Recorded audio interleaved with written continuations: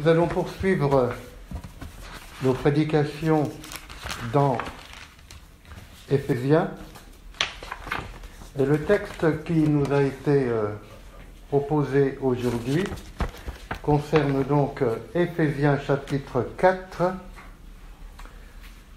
versets 24 à 32. Alors comme le verset 24 est au milieu d'une phrase, je vais commencer évidemment au début de la phrase, c'est-à-dire au verset 20. Éphésiens 4, versets 20 à 32.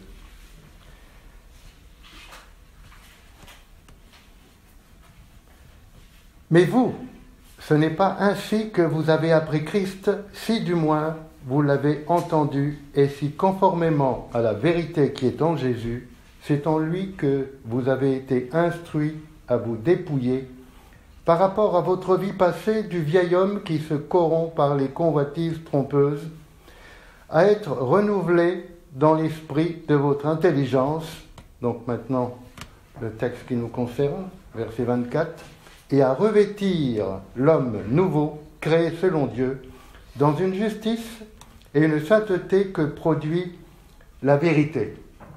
C'est pourquoi renoncez au mensonge et que chacun de vous parle selon la vérité à son prochain, car nous sommes membres les uns des autres. Si vous vous mettez en colère, ne péchez point, que le soleil ne se couche pas sur votre colère et ne donnez pas accès au diable. Que celui qui dérobait ne dérobe plus, mais plutôt qu'il travaille en faisant de ses mains ce qui est bien, pour avoir de quoi donner à celui qui est dans le besoin.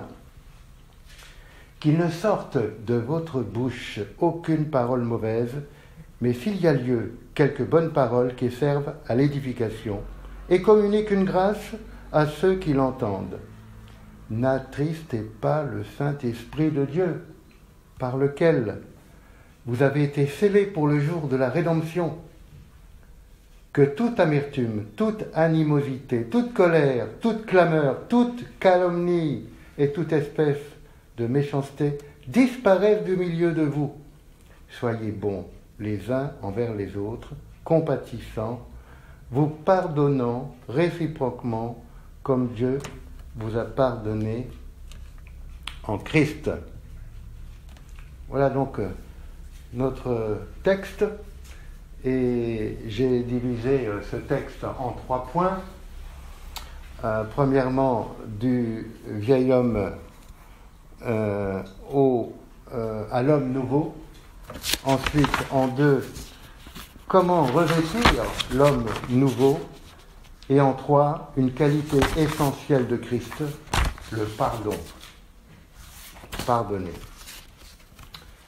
Alors, cette lettre de l'apôtre Paul aux Éphésiens s'adresse évidemment à l'église d'Éphèse, mais aussi, est-il écrit au chapitre 1, verset 1, à tous les fidèles en Christ. Donc elle s'adresse donc à nous qui sommes en Christ. Et dans ce texte, 2 points forts me sont apparus. L'homme nouveau, bien sûr, au verset 24, et le Saint-Esprit, au verset 30, n'attristez pas le Saint-Esprit de Dieu, car il n'y a pas d'homme nouveau s'il n'y a pas l'Esprit Saint qui lui donne la vie et la force à cette nouveauté. Ici, depuis le chapitre 1, après bien des encouragements, des prières et des recommandations, Paul exhorte les chrétiens à se dépouiller de l'ancienne nature, corrompue, appelée au verset 22 le vieil homme, et à revêtir l'homme nouveau, créé selon Dieu. Homme nouveau et femme, bien sûr. Alors, premièrement, du vieil homme à l'homme nouveau.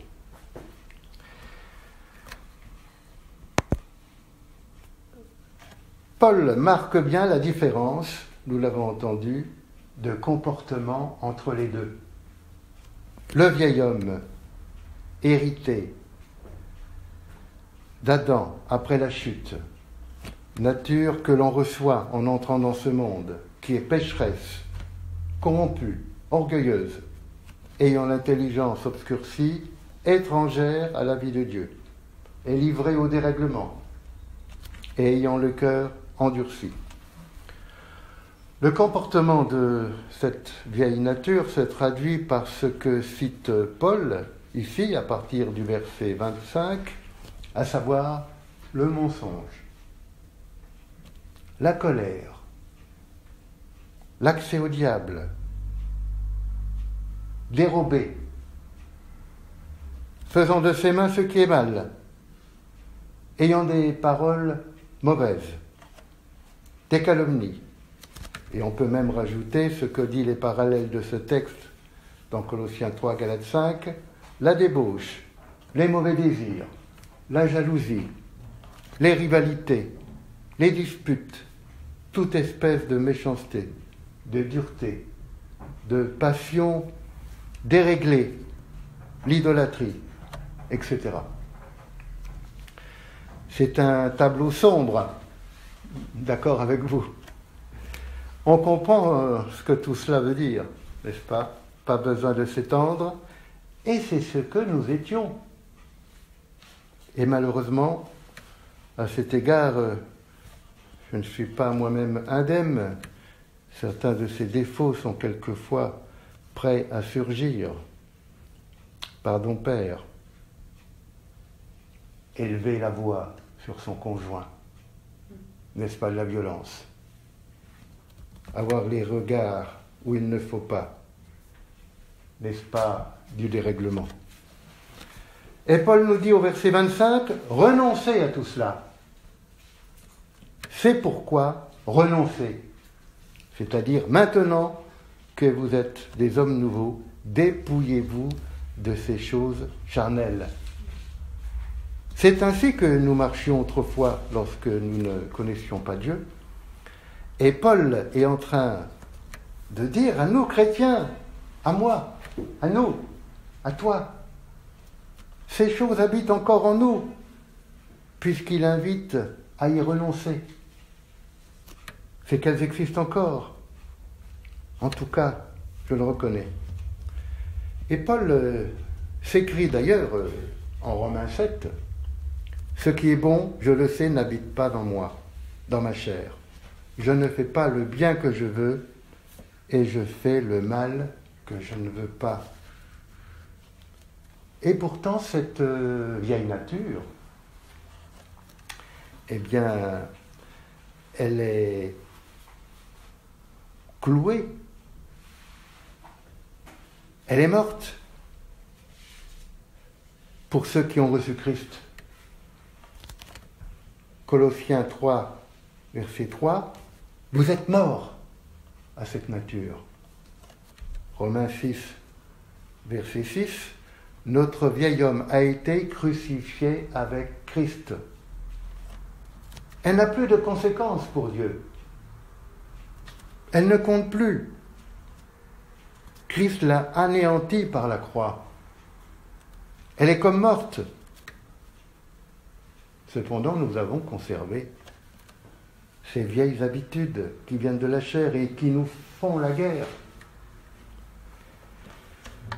Et dans notre salut, notre Père a créé, a greffé en nous une nouvelle nature par son esprit. On peut lire Galates, chapitre 2, verset 2.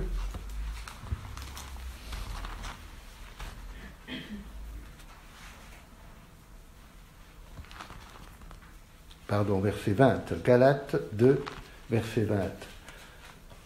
J'ai été crucifié avec Christ, et si je vis, ce n'est plus moi qui vis, c'est Christ qui vit en moi. Si je vis maintenant dans la chair, je vis dans la foi au Fils de Dieu qui m'a aimé et qui s'est livré pour moi.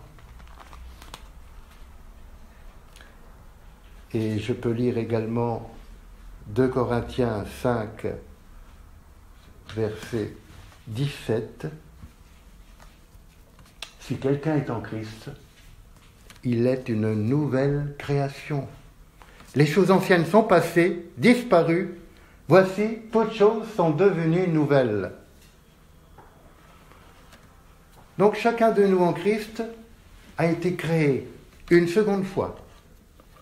L'homme nouveau est amorcé. Désormais, c'est lui qui compte aux yeux de Dieu. Ce n'est plus une amélioration de l'ancienne nature. C'est une nouvelle vie que Dieu a plantée en nous. Comme une semence qui germe et qui se développe jusqu'à la stature parfaite de Christ. C'est un bouleversement. Nous avions un moteur sale, sentant mauvais, plein de graisse, qui déraillait, et Dieu nous a implanté un nouveau moteur, neuf, propre, qui ronronne royalement. C'est fondamentalement une grande nouveauté. L'esprit vivifiant de Dieu en nous qui progressivement nous dépouille de nos anciennes habitudes pour nous transmettre désormais la bonne mentalité. Une mentalité qui plaise à Dieu, à savoir, non le mensonge, mais parler avec vérité à mon prochain. Plus de colère, mais de la douceur, de la patience.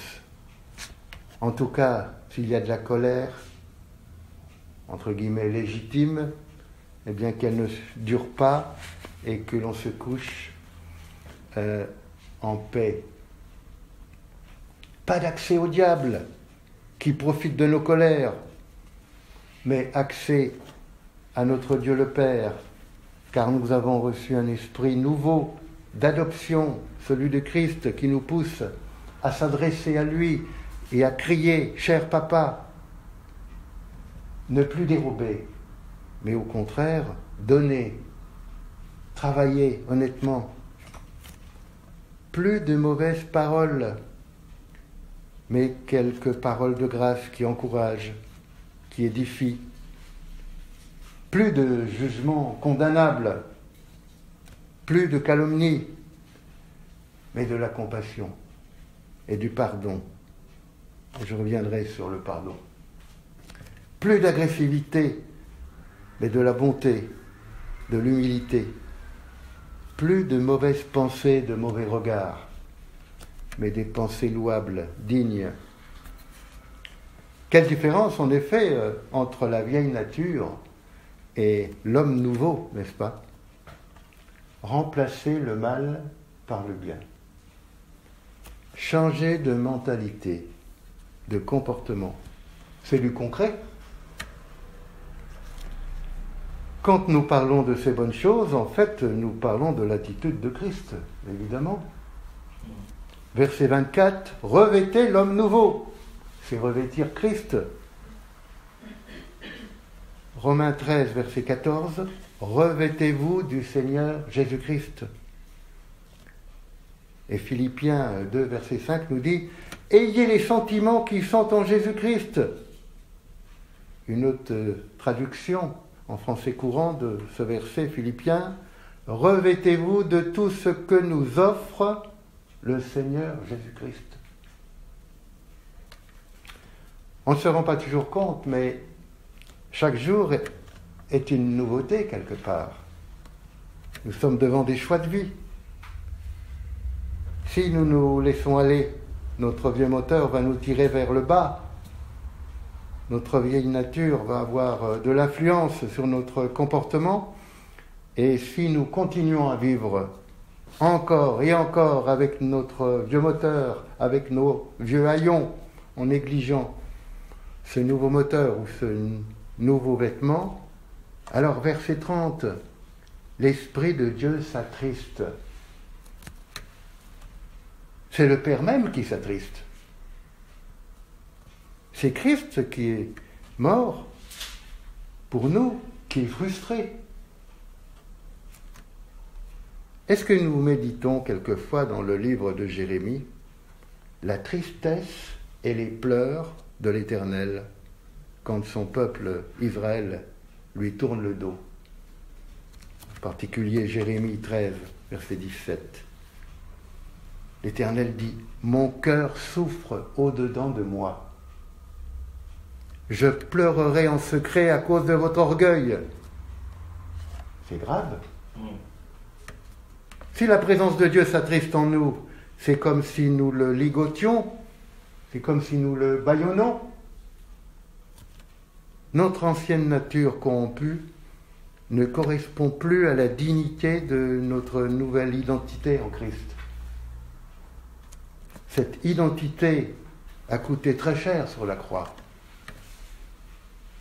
Alors, nous sommes encouragés à rechercher l'homme nouveau, digne de la croix, de la nouvelle alliance. Le point 2, alors comment revêtir l'homme nouveau ? Vous avez remarqué qu'il ne suffit pas d'appuyer sur un bouton pour opérer ce changement. Mais nous avons la réponse au verset 24 d'Éphésiens. Revêtir l'homme nouveau qui a été créé selon Dieu dans la justice et la sainteté que produit la vérité. C'est la vérité qui produit en nous la justice et la sainteté. C'est la vérité qui produit la volonté de Dieu par la foi et la consécration pour Dieu. On peut dire, c'est la vérité qui produit en nous l'homme nouveau.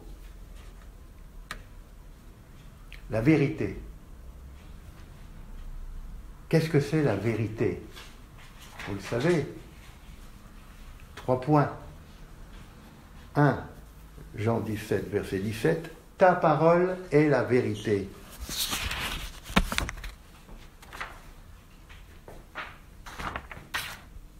Le frère Andreas, il y a 15 jours, nous a rappelé toute l'importance de la parole de Dieu. Lisons-la régulièrement, étudions-la, méditons-la. La parole est digne d'être fouillée comme un chercheur d'or, apprise. Elle est une lumière dans nos vies. Elle nous soigne, elle nous encourage, elle nous édifie, elle nous corrige. Elle nous nourrit, elle nous montre et nous pousse dans une attitude nouvelle. 2, Jean 14, 16, l'esprit de vérité. La présence de Dieu en nous est une puissance de grâce active. Comme dans une voiture, par exemple, Dieu nous a installé un nouveau moteur, nous l'avons dit, propre, performant, respectant l'environnement. Électrique, par exemple. Je n'ai pas d'action chez EDF, mais admettons que ce soit un nouveau moteur électrique. Qu'est-ce qu'il faut pour que ça fonctionne ? Une batterie est chargée, c'est mieux. Remplie d'énergie. Éphésiens 5, verset 18 nous dit « Soyez remplis du Saint-Esprit ». Et la traduction Sommer nous dit même « Laissez-vous constamment remplir par l'Esprit ». Le verset continue par « Entretenez-vous ». Vous avez remarqué combien nous sommes toujours prêts à remplir nos batteries de smartphone. Aussitôt que l'on voit 30%, 20%, oh, vite, chargeons-la. Ne tombons pas en panne. Soyons toujours en train de nous remplir de l'Esprit de Dieu. C'est une exhortation de notre Père. C'est une clé, car l'Esprit de Dieu est la personne, l'énergie qui produit le vouloir et le faire. Entretenir sa présence active par les louanges, par la reconnaissance, les expressions de confiance, les prières. La vérité, c'est la parole. 2, c'est l'Esprit Saint. Et 3, Jean 14, 6, Jésus dit « Je suis le chemin, la vérité et la vie. On ne vient au Père qu'en passant par moi. » Adhérez avec foi chaque jour à ce que représente Christ à mieux le connaître, à l'apprendre. Samuel, dimanche dernier, nous a rappelé apprendre, connaître de mieux en mieux Christ. Vous avez remarqué, pour ceux qui sont mariés, dans le mariage, le conjoint nous aide à prendre des bonnes habitudes. Combien plus Christ avec lequel nous sommes mariés. Nous sommes mariés avec Christ. C'est pas rien. 2 Corinthiens 11.2, Paul s'écrit « Je vous ai fiancés à un seul mari, Christ ». Se laisser transformer par lui en le connaissant de mieux en mieux, comme des fiancés, comme un époux qui a donné sa vie pour toi, pour moi. Par conséquent, ce qui caractérise l'homme nouveau, c'est son attachement continuel à la parole, au Saint-Esprit et donc à Christ, qui produisent progressivement en nous un changement de mentalité, un vouloir et un faire en direction des qualités de Christ. Se revêtir de Christ, c'est l'épouser, on pourrait en parler longuement, n'est-ce pas? Il y a toutefois un élément fondamental que nous offre Christ, qui est un monument. C'est l'accès, comme nous l'avons lu, l'accès au Père par lui. En nous, c'est l'Esprit de Christ qui regarde le Père et qui crie « Abba, Père, cher Papa ». On peut le lire d'ailleurs, vous le connaissez, mais on peut le relire, Galates 4, verset 6. Si je le retrouve. Galates 4, verset 6. Et parce que vous êtes fils, Dieu a envoyé dans nos cœurs l'esprit de son Fils, lequel crie « Abba, Père ».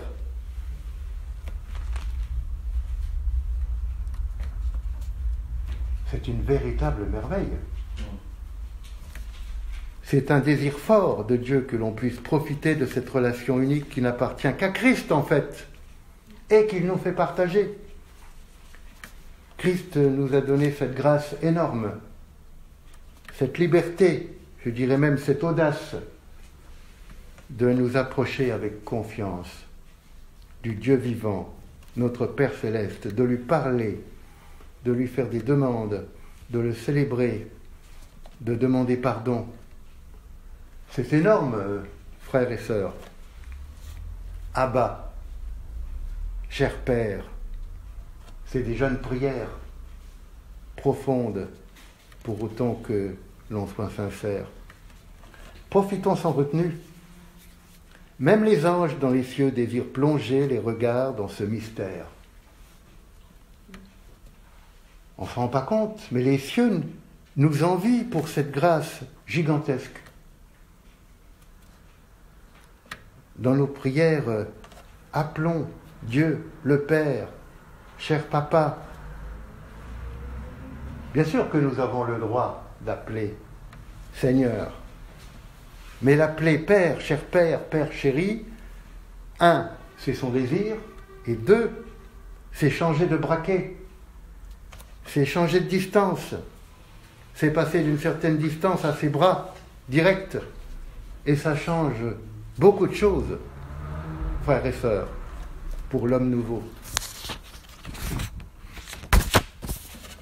C'est ainsi que, verset 23, nous sommes renouvelés dans l'esprit de notre intelligence. C'est un renouvellement quotidien d'abandonner nos vieilles guenilles, du vagabond sale que nous étions, et de revêtir dans notre cœur notre nouvel habit, un habit digne aux qualités de Christ. D'ailleurs, il est indiqué dans 2 Corinthiens 4, si l'homme externe se détruit, notre homme intérieur se renouvelle de jour en jour. Troisième point et dernier point, une qualité essentielle de Christ, le pardon. Il y a demandé pardon, mais il y a aussi pardonner. Et là, nous sommes exhortés au verset 32, « Soyez bons les uns envers les autres, compatissants, vous pardonnant réciproquement, comme Dieu vous a pardonné en Christ. » Paul nous encourage à revêtir les qualités nouvelles, dignes qualités de Christ, dont on vient de parler, dont l'amour, on en a parlé avec Éric, l'amour étant en haut, mais il y en a une sur laquelle je voudrais mettre un accent particulier, c'est pardonner. Et pardonner, sans doute, c'est aimer aussi. Pourquoi pardonner ? D'abord parce que nous devons notre salut au pardon.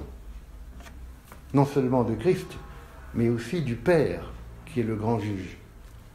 Car nous entendons sur la croix Christ qui, agonisant dans de grandes souffrances, appelle le Père à nous pardonner. Pardonne-leur. Ensuite, Christ, qui était le seul homme sans péché à pouvoir juger, n'est pas venu condamner ni juger, mais nous faire grâce, pardonner à ceux qui viennent à lui. Et dans notre union à lui, nous sommes appelés à nous revêtir de son esprit, de ses sentiments, comme Dieu nous a nous-mêmes pardonnés. Pardonner, c'est abandonner toute vengeance en laissant le jugement à Dieu. C'est exercer la miséricorde, celle de Dieu qui t'a sauvé. Car si nous condamnons au lieu de pardonner, alors nous nous condamnons nous-mêmes, étant pécheurs aussi.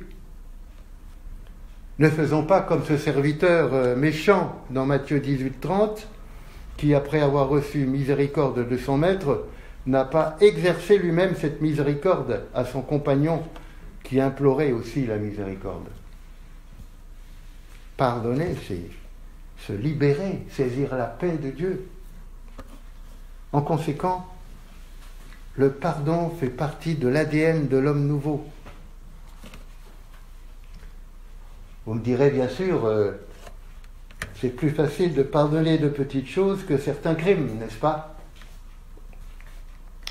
Mais n'oublions pas que Dieu a pardonné ce qu'il y a de pire. Christ étant descendu au niveau le plus bas pour payer les crimes des hommes les plus vils. Il y a un verset qui doit mériter notre attention, qui est Matthieu 6, 15. Si je le trouve.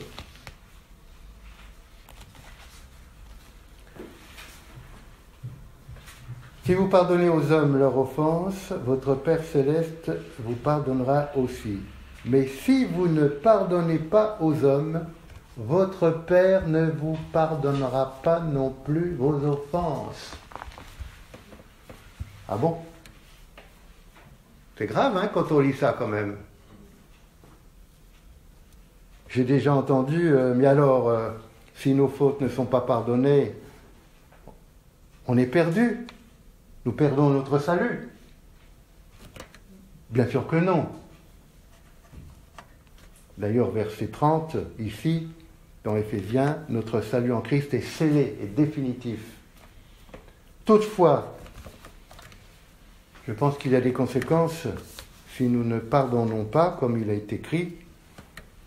Dieu va retenir peut-être provisoirement certaines fautes.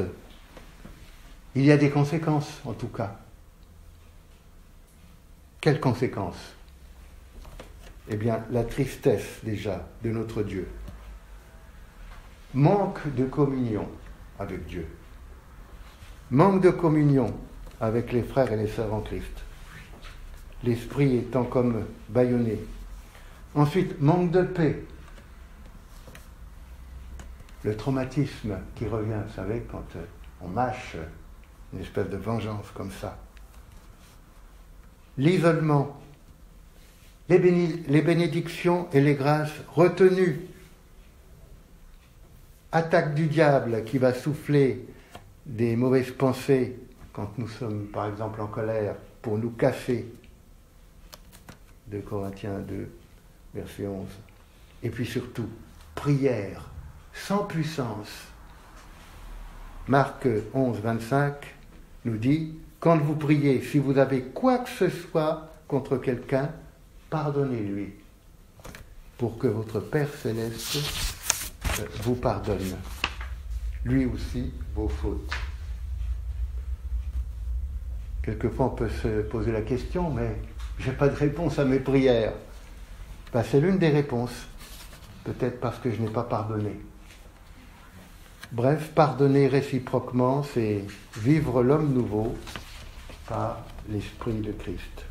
En conclusion, rapidement, l'homme nouveau est la création de Dieu qui a été amorcée en chacun de nous, nous qui avons reçu Christ par la foi. Le développement de cette nouveauté est produite par la vérité, qui est la parole, le Saint-Esprit, et donc Christ lui-même. Se revêtir de l'homme nouveau, c'est s'attacher à toute la vérité de Dieu, en renonçant à nos vieux vêtements sales, nos vieux moteurs impropres, en s'appuyant sur la présence incomparable de l'Esprit de Christ, qui crie en nous « Abba, cher Père !» Ces sentiments nouveaux, ils sont là non seulement pour l'unité fraternelle dans l'Église, mais aussi pour être des témoins devant tous les hommes, dans nos familles, au milieu de nos amis. Soyons encouragés et bénis. Merci.